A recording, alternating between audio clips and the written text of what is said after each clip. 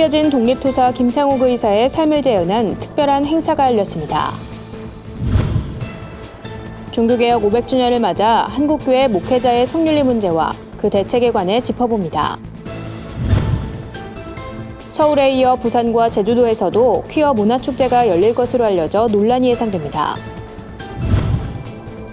한국기독실업인회가 제44차 한국대회를 열고 다음 세대를 위한 선교 열정을 새롭게 다졌습니다. 각 교회가 지역 복음화를 위한 구체적인 전략을 세울 수 있도록 돕는 자료집이 발간됐습니다. 안녕하십니까. 구티비 뉴스입니다. 민족의 독립을 위해 목숨을 바친 독립투사들 중엔 우리에게 잘 알려지지 않은 영웅들도 많습니다. 독실한 기독교 신자였던 김상욱 의사도 그중 한 사람인데요. 고인의 삶을 재현해낸 특별한 플래시몹이 진행됐다고 합니다. 한현희 기자의 보도입니다. 김상욱 의사는 일제강점기 독립운동을 주도했던 의열단 단원으로 친일경찰의 거점인 종로경찰서 폭발 사건을 일으킨 인물입니다. 영화 암살에서 배우 조진웅이 연기했던 속사포의 모델로 알려지고 있습니다. 1923년 1월 22일 천여 명의 일본 군경에게 포위당하자 민가의 지붕을 뛰어다니며 3시간 동안 총격전을 벌였습니다. 가지고 있던 총알이 다 떨어지자 남은 한 발로 김상욱 의사는 자신을 겨눴습니다. 자수를 종용하는 일본군에게 너희들 손에 죽을 수 없다는 말을 남기고 장렬한 최후를 맞은 겁니다. 플래시몹은 김 의사가 시가전을 펼치다 종국에는 스스로 자결하는 모습을 현장감 있게 담아냈습니다. 이어 청년들이 태극기로 김 의사의 시신을 감싸 옮기고 태극기를 든 조선 여학생들이 그 뒤를 따르며 독립군가를 재창하는 것으로 막을 내립니다. 이번 극을 위해 감리교단의 신학대학 중 하나인 협성대학교 60여 명의 학생들이 한 달간 연습하는 수고를 마다하지 않았습니다. 고인은 감리교 소속 동대문교회 교인입니다. 1903년에 만들어진 법인이 상동교회에서 시작이 된 얼이 있기 때문에 비록 40년밖에 안 됐지만은 우리가 앞으로 민족을 위해서 뭘 할 것인가 항상 생각을 하고 만주 탐방도 하고 독립군들의 여러 가지 조사합니다. 이번에는 결국은 그 김상욱 의사라는 우리의 굉장히 상징적인 기독교인으로서 무장 독립운동의 최일선에서 사투를 벌였지만 그 행적은 잘 알려지지 않은 채 오랜 시간이 지났습니다. 숨겨진 영웅에 대한 한국교회와 사회의 재평가와 관심이 요구되는 대목입니다. 동대문 교회 청년부장도 있고 YMCA 초대 청년부장도 했어요. 그래서 크리스찬 정신 가지고 특별히 독보적인 존재입니다. 더구나 우리 기독교인들이 그 김상욱 정신을 잘 받들어가지고서 아마 그분의 정신을 이 땅에 실현하는 일에 앞장서야 되지 않겠나는 생각이 제 생각입니다. 이번 플래시몹은 감리교 제72회 8.15 광복절 행사 일환으로 마련됐으며 오전엔 서울역, 오후엔 동대문 한양성곽공원에서 2차례 열렸습니다. 광복절 행사에서는 플래시몹 외에도 전시회, 순국선열에 대한 묵념과 만세 삼창 등이 펼쳐졌습니다. 구티비 뉴스 한연입니다.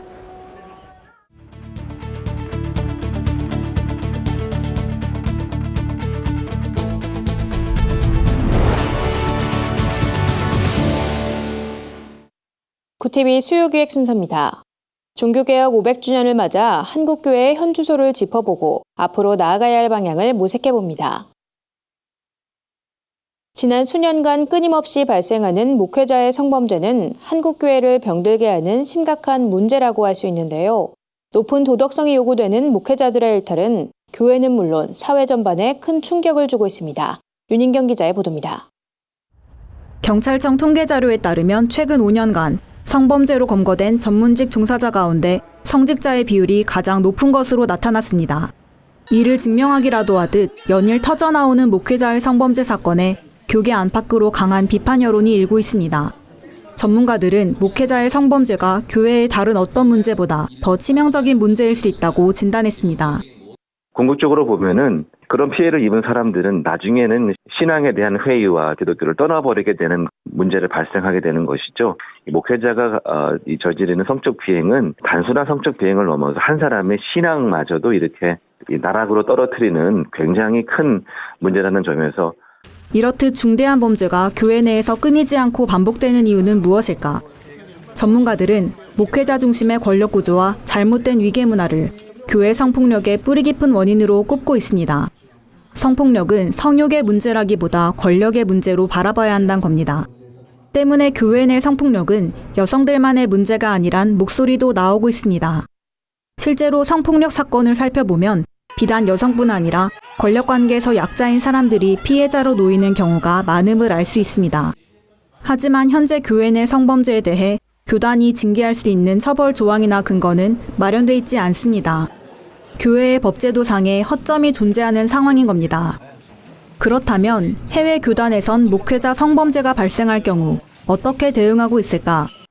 미국과 독일, 캐나다 등의 해외 주요 교단들은 목회자 성적 일탈을 중범죄로 인식하고 교단 헌법에 의해 엄중히 처벌하는 것으로 나타났습니다.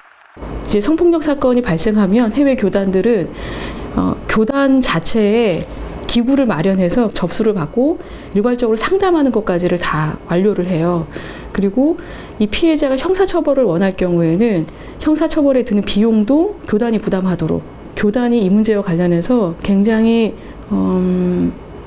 중요한 문제로 인식하고 있구나. 목회자의 성범죄는 목회자란 권위를 악용해 일으킨다는 점에서 종교개혁의 문제와 직결돼 있다고 볼 수 있습니다. 자칫 보여주기식 대처로 끝날 수 있는 윤리 강령이 아닌 교단헌법 개정을 통해 가해자를 엄중하게 징계하는 것이 필요해 보입니다. 구티비 뉴스 윤인경입니다. 지난 7월 서울에서 대규모 퀴어 축제가 열려 교계는 물론 사회적으로도 큰 논란이 됐는데요. 부산과 제주도에서도 퀴어 축제가 열린다는 소식이 전해져 파장이 예상됩니다. 부산 퀴어문화축제 준비위원회는 SNS를 통해 내달 23일 제1회 부산 퀴어축제 부퀴영화를 개최한다며 퍼레이드 자원활동가를 모집한다고 밝혔습니다. 구체적인 장소는 정해지지 않은 것으로 알려졌습니다.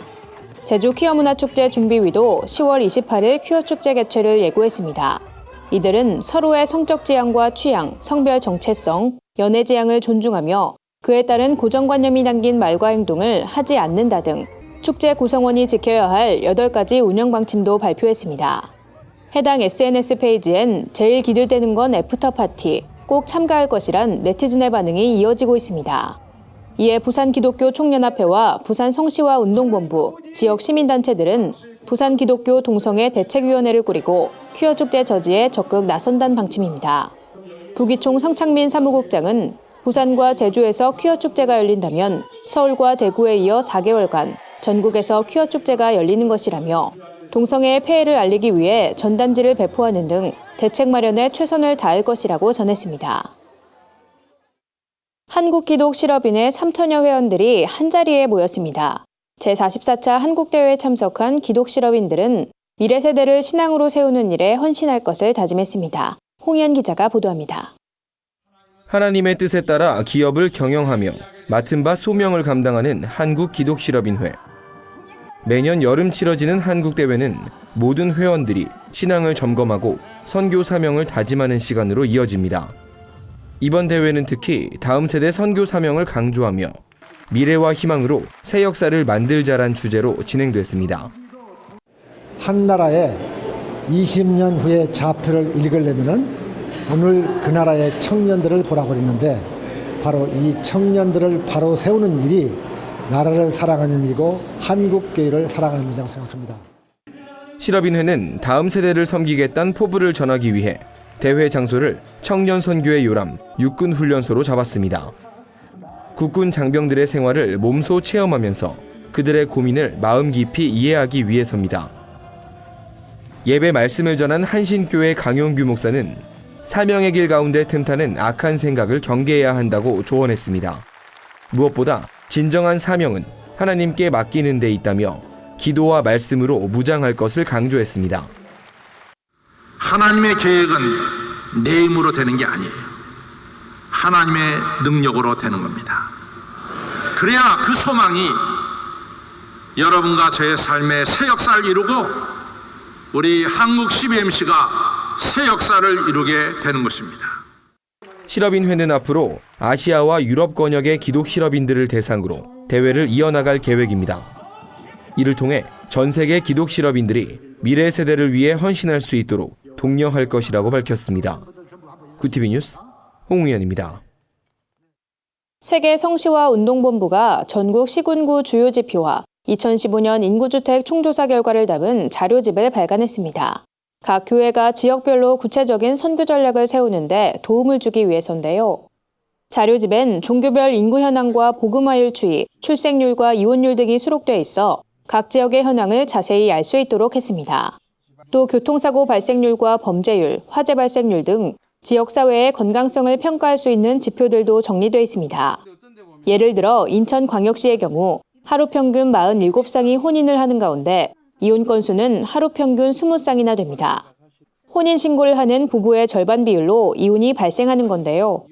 김철영 사무총장은 기독교인들은 자신이 살고 있는 도시에서 무슨 일이 일어나고 있는지 알고 있어야 한다며 자료집을 토대로 구체적인 기도 제목을 세우고 교회가 지역사회를 위해 할 수 있는 사역이 무엇인지 점검할 필요가 있다고 말했습니다. 오늘의 해외 주요 뉴스를 한현희 기자가 전해드립니다. 구TV 월드와이드입니다. 북한에 억류됐던 한국계 캐나다인 이명수 목사가 전격 석방되면서 국제사회가 북미 관계 변화를 조심스레 내다보고 있습니다.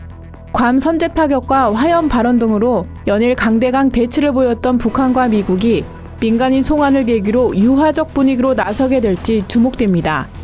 이런 가운데 임 목사의 귀환으로 캐나다 토론토 큰빛교회는 축제 분위기입니다. 임 목사가 25년간 담임으로 사역한 이 교회의 정문에는 집으로 돌아온 이면수 목사를 환영합니다라고 쓰인 현수막이 걸려 있고 성도들의 환희와 눈물이 언론을 통해 고스란히 전해졌습니다. 영국 침례교 목사이자 명설교가로 알려진 찰스 스펄전이 심각한 우울증을 앓은 이유에 대한 분석이 나와 눈길을 끌었습니다.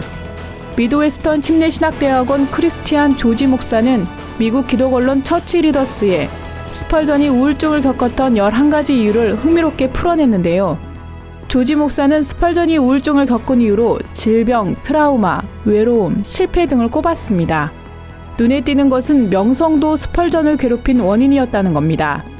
1년에 2~3개월은 아예 강단에 서지 못했다고 합니다. 미국의 대표적인 명문사학인 하버드 대학교 신입생 중 소수인종 비율이 백인 비율을 추월했습니다.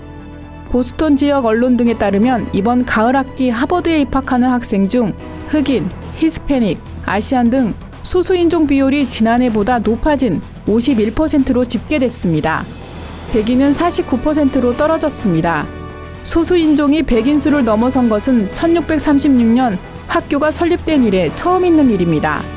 이런 인구 변화는 도널드 트럼프 대통령이 대학가의 소수인종 우대 정책을 폐지하려는 움직임과 상반된 결과여서 주목됩니다.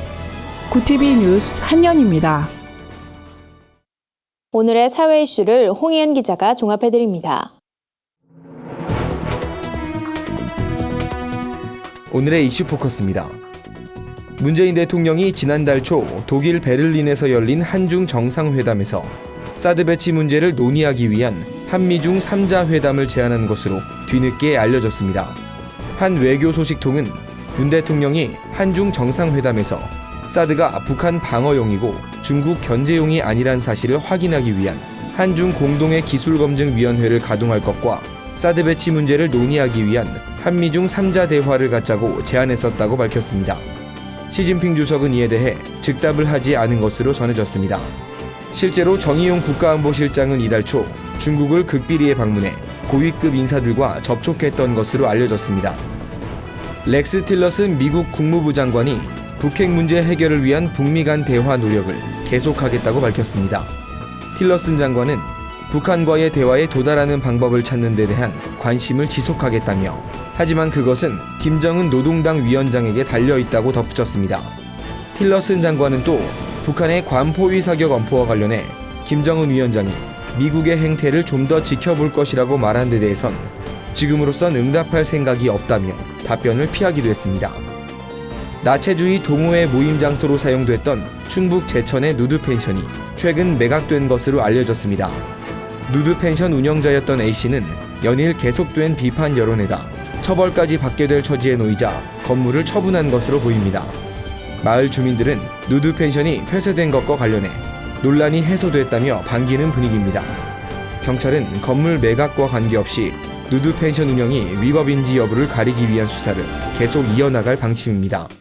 구티비 뉴스 홍우연입니다. 주요 단신입니다. 동성애 동성혼 허용 개헌 반대 대학생 청년연대가 지난 7일에 이어 오늘 오전 국회의사당 정문 앞에서 기자회견을 가졌습니다. 이들은 일남일녀의 결혼 정의를 넘어서는 그 어떤 표현도 대한민국 헌법 속에 담을 수 없다고 밝혔습니다. 한편 대학생 청년연대는 총 43개 대학 61개 단체가 참여하고 있습니다. 남서울 은혜교회와 합동신학대학원 대학교가 내달 4일 통일선교 컨퍼런스를 엽니다. 이번 컨퍼런스에선 한반도 통일 이후 실천 가능한 한국교회의 통일선교 방안을 모색할 계획입니다. 주제 강연엔 서울대 윤영관 교수, 남서울 은혜교회 김영식 목사가 나섭니다. 한국기독학생회 출판부가 오는 21일 저녁 7시 서울 마포구 북카페 산책에서 따뜻한 교리 공부 시간을 갖습니다. 행사엔 시광교회 이정규 목사가 강사로 나서 교리 공부의 효과적인 원리와 생생한 실제를 다루며 질의응답 시간도 진행할 계획입니다. 한양대 대학교회가 내달 25일부터 27일까지 목회자 영성 세미나를 개최합니다. 하나님을 만나는 통로란 주제로 열리는 이번 세미나에선 청파교회 김기성 목사, 은명교회 이민재 목사가 영성과 설교, 영성과 관상기도에 대해 각각 강의할 예정입니다. 이상으로 뉴스를 마칩니다. 구티비 뉴스는 인터넷 신문 데일리 굿뉴스를 통해서도 보실 수 있습니다. 시청해주신 여러분 고맙습니다.